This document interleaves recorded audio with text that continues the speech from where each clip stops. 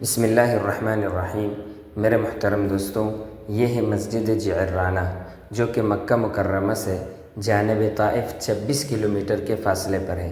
یہ وہ مقام ہے کہ حضرت عبداللہ ابن عباس رضی اللہ تعالی عنہ فرماتے ہیں کہ فتح مکہ کے بعد آپ صلی اللہ علیہ وسلم نے طائف کو فتح کیا اور واپسی پر اسی مقام پر آپ نے غنائم کو تقسیم کیا اور عمرے کا احرام باندھا 28 شوال کو۔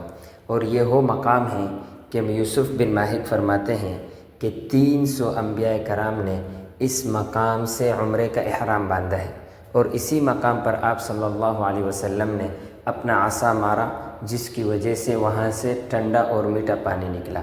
اب جب پاکستان سے لوگ عمرے کے لیے آتے ہیں تو وہ مسجد عائشہ سے زیادہ تر عمرے کا احرام باندھتے ہیں۔ ویسے مسجد عائشہ اور مسجد جعرانہ اور القریٰ تینوں مقام سے احرام باندھ سکتے ہیں۔ جب حدود حرم میں داخل ہوں اس کے بعد دوبارہ عمرہ کرنا چاہیں تو انہی تینوں مقامات سے احرام باندھ سکتے ہیں، لیکن زیادہ تر لوگ مسجد عائشہ سے احرام باندھتے ہیں جو کہ مکہ مکرمہ سے 12 کلومیٹر کے فاصلے پر ہے، جس میں سہولت ہے۔ لیکن اکثر لوگ اس مقام سے اور اس کی فضیلت سے، مسجد جعرانہ کی جو فضیلت ہے، اس سے محروم رہ جاتے ہیں۔